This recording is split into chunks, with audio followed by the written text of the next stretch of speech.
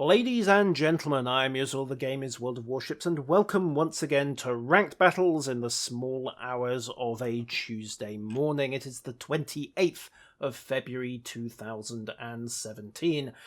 It is Season 6 of Ranked, and I have been slacking somewhat. You will see I am only rank 10 at the moment. This battle will hopefully get me my final star to bump up to rank 9, hopefully, but on the other hand, hope is the first step on the road to disappointment. And meet my ride of choice so far for ranked Season 6, the Akatsuki, the Japanese Tier 7 destroyer. Yeah, Akatsuki, not Shiratsu. I've got my reasons, and we'll go into those later on in more detail, but the key one really has got to be her speed. With Sierra Mike fitted, Akatsuki is just shy of 40 knots. A Shiratsu, by comparison with Sierra Mike fitted, let me just pull her up because I have her as well, does 35.7. 4 knots difference. If Shiratsu gets caught by another destroyer, she is not going to be able to run. Akatsuki is that bit more flexible, she can reposition faster on the battlefield, she's that bit quicker to get into position for a torp launch, and if she does meet a Shiratsu, she can chase it down, which is kind of a good thing to have in a ranked battle where you need to cover quite a bit of the map as a destroyer. The other reason is that her number 2 turret super fires, so in a straight stern chase I have 4 barrels to bear, a Shiratsu can only bring 2. Again, let's pop back for a second, even at about 30 degrees off, you have this one arc where you can bring 5 guns to bear, and then you abruptly drop down to only 2 guns if you are running for your life. Or at least attempting to run, because as noticed, Shiratsu is actually either the slowest or the joint slowest destroyer in Tier 7, and therefore the season. In fact, I think some of the cruisers, most notably the Myokos, are actually faster than her. However, let's get into a battle. I have one more star to pick up to get into rank 9. Please don't let there be any aircraft carriers in the matchmaking. I've already had one absolute disaster of a game where our carrier got sniped early on, and then it was just planes after planes after planes, just peeping and peeping and peeping, and you couldn't do anything. Well, except eat shells and sink. But that wasn't really a pleasant experience, and it doesn't count. But there are also a lot of destroyers in the queue. It's a late night queue. The matchmaker is having a bit of trouble. Oh, this could be fun. I don't think there are going to be nearly enough big dumb battleships for me to abuse in this match, but we shall see. There are some other ships I have to be careful around, of course. Most notable is the Leningrad. And, well, it could be worse. There's no Leningrad, but there's a Kiev. And, well, Kiev's... they're as fast as the Leningrads, and they're just as well armed, but at least you can see them coming. Leningrad is considerably stealthier and has torpedoes that actually make it a threat to the cruisers and the battleships. They have got 2 Belfasts, so there's going to be radar for days, but, ooh, Arpeggio Ashigara. I've actually run into Steve Nichols before. He's pretty decent, so he will have to go, despite the fact that, yes, he has taken an Arpeggio ship into ranked. Do not underestimate them. The only real difference is one of about 300 meters in camo, and anyone who has got an Arpeggio ship has, by definition, been playing for a bit. Okay. Time to head for B. The thing with North is that A is basically a corridor with only 2 exits, so by the time you've committed into that, you are in for what can politely be described as an interesting experience if you get spotted there. And by interesting, I mean brutally painful with nowhere to escape to, but often mercifully short. So, head out for B, plug in the engine boost, and this is where Akatsuki's speed comes into play. We'll just lock the artillery battery for a second. Almost 43 knots with Sierra Mike and engine boost. That's almost as fast as the Russians. The Kiev is probably going to get to B first if the Russian player decides to go there. Someone else is playing with radio location, so they know we are going for B. I mean, the bearings are not shifting either, which means they're going for B as well, so I don't really want to commit quite so fast. And in fact, the moment we clear this headland, chances are I will get spotted. You can see my detection radius here is well past B. The enemy approach will be past this island. There we go. There's the Kiev. Now, we can maybe double team him, but neither Nidmigiv or I really want to pop our guns at this stage. So instead, he's popped his smoke. I am just going to turn round, angle in. We'll let him handle the spotting for a bit. He's stealthier. The two cruisers, there's one of the Belfasts and the Ashigara, both heading into A, the Corridor of Doom. Panuri is in for some serious trouble, but he's probably seen that. In fact, yes, he has seen that. He's dumped his torpedoes, and he is veering off as well. He's not going to accomplish very much, but you never know, we might get lucky. And there we go. Right, that's captured the first point. So we're starting to run in our control points. Mayhan's torpedoes are just heading through A. I doubt he'll hit anything, but you never know. We know that most of the enemy fleet has gone for A, and that is a quad launch, so that's either the Mayhan or the Shiratsu. Given the sheer speed, it's the Mayhan. So where has their Shiratsu gone? That is the question. Also, the Belfast is just eyeing it up. He's getting some ideas. Panuri dumps his third tube down the channel. I don't dare launch at this point. He's turning back across my torpedo track. And bingo, the Belfast has just lit its radar. So, let's see. Dump 1, dump 2, dump 3. Head away, but it was a long-range radar contact, so I think he's being a bit cagey about advancing around this corner. He can smell torpedoes. He knows exactly what we're doing. Radio location is going to be telling him, and oh, I may have been very, very wrong about this Belfast. He might have gotten ballsy. Let's see if we can get something over on these torpedoes. Nope, he's hit the brakes. He is going to slide right by and drop back into smoke. That's fine by me. He's spotted. The question is, can our battleships capitalize? I mean, that is a static Belfast.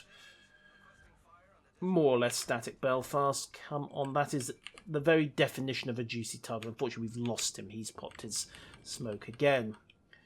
And now something is within 6.4 of me, and I can't see, which means it's the... Oh, God, there's two of them. Yep, well, this is bad. Fire one. And then turn and... Oh dear, the entire enemy team appears to have locked me up. Well, that is very unfortunate. Run away! Rudder to chicken, torikaji pie! Yes, I know I'm jinking. Look, it's turning more or less to port. Time to get out of dodge and also leave a little fare thee well present. Not really aiming these. Nice thing about this particular skill set I've got on Katsuki with torpedo armament expertise, she reloads in 68 seconds, so I can empty the tubes, run away, and don't have to worry too much about how many shot opportunities I am about to miss. Also, hello there. Snapshot there, don't expect it to actually hit anything, but you never know. Yoink. Okay, I'll take it. 3,000 damage. And that's a Belfast course, so no heal. It's not going to be able to patch up. 2 minutes on my smoke. Again, repositioning. Again, we're a little ahead, but purely because of the control point shenanigans. Now, the Mayhan's at 7.8. We can double team this Belfast and knock it down, or at least we could if there wasn't an island in the way. Torpedoes are still running, didn't hit anything, not really surprised by that. There's the second Belfast, their radar will be back. So, options, options, options. Well, the key thing we can do at this stage is just keep suppression fire going. Again, torpedoes very carefully down the channel. Blind fired, of course, but doesn't really matter. Minute 14 on smoke. Ideally, I want to cover our Gneisenau out, but don't want to get into a gun duel with a Mayhan if I can avoid it. But you know what? Doesn't matter, detected anyway. Stern guns fired. See where those go. Clipped him. And more to the point, forced him to smoke. And there is the Shiratsu's torpedoes, seen in plenty of time thanks to the Gneisenau's hydroacoustic. So, turn away from those. Gneisenau's angled to torpedo beat as well. We've sunk the enemy Gneisenau. And this is what it basically... Oh! Boom! Was not expecting to hit him. Okay, fine. That's what you get for blind drop torpedoes. Even a blind monkey finds the peanuts once in a while. I'm completely mangling my metaphors, aren't I? Ooh, ooh, ooh. Sorry. Not very elephant.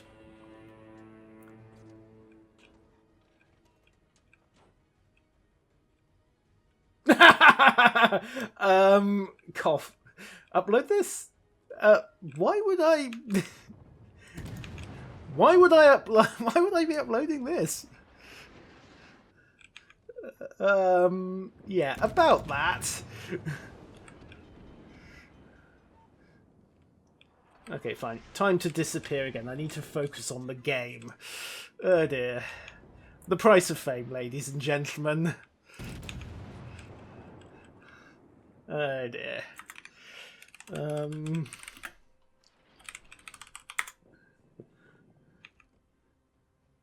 Let's just see if we can clobber this mayhem while we're in the smoke. Need to be a little careful.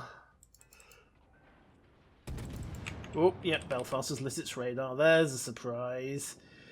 Not exactly live stream, but live commentary. Normally I do these things off replays, but yeah, let's just keep the guns going for a bit.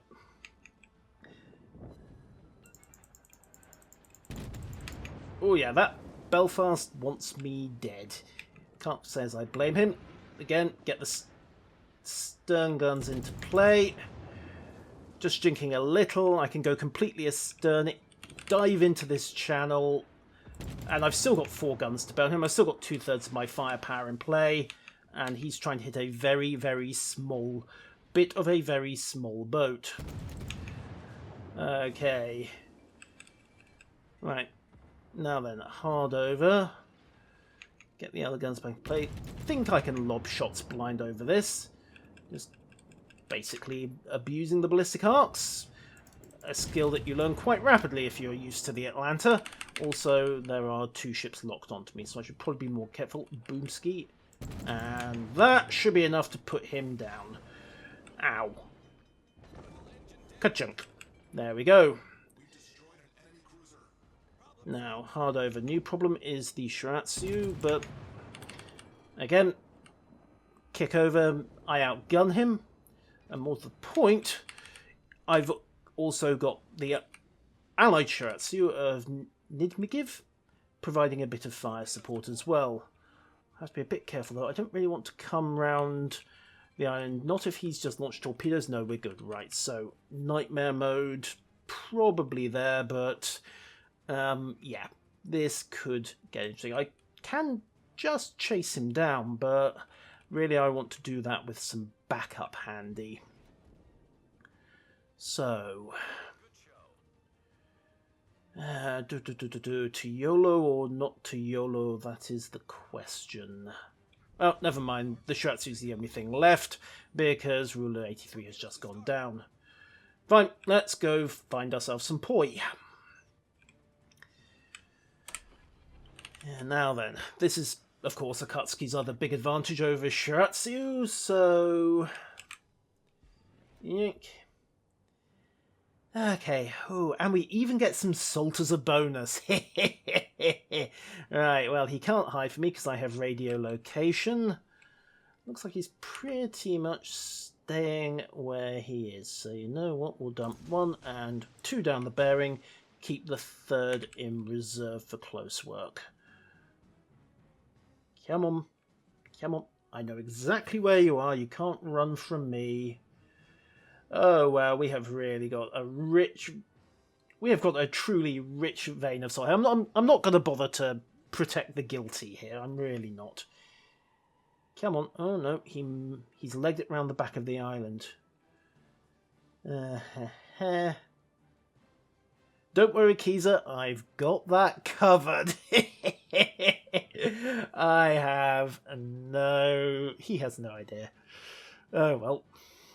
And I thought this was going to be a boring game. Oh, well. Rearrange the island a little. Let's just head down.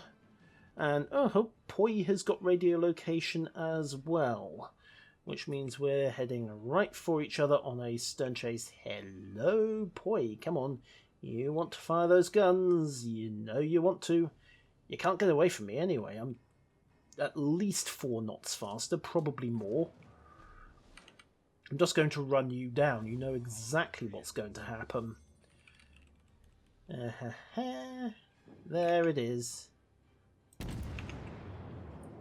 And now that I've got the detection, it's just a matter of turning in and making the kill. There's absolutely nothing Henker can do at this point. He's got to somehow, well, run out the clock, really. So, rank 9, yay! What's my reward for this? The engine boost modification special upgrade. Well, I suppose I've got some Russian destroyers that might be useful on. But really, the only these upgrades that I'm mostly interested in is the smoke one, and that's only for team play and the Americans. As for the stats, well, it wasn't a great game. One lucky hit into the Belfast that sank it, and I'm not even sure who I clobbered for the second, but we'll find out in a moment. Third place, not really a surprise. A good chunk of it came off that first cap. Nid McGiv got more damage and the same number of kills. Adam Hun got another 2 kills, and that just left Henker surviving as the last ship afloat on his team. Detailed report, well, I did swap some paint, so that wasn't particularly elephant. And, yeah, oh, wow, I bagged both the Belfasts. How did I oh, of course, gunfire. The things you forget in the middle of a battle. And as for credits and XP, well, this is almost an afterthought. Did turn a semi-reasonable profit. Spent a lot, though. Repairs and consumables in particular. This is ranked. You're playing with the big boys, so naturally you drop most of your money on premium consumables. Still turned well, it would have been a loss without premium, but turned a profit without. I suppose potentially you could drop your engine boost if you weren't playing full-on premium, and that would still let you make a profit. But, ladies and gentlemen, I have been usual. That has been a game that I suspect is going to cost me a subscriber today, but who cares? Until next time, farewell.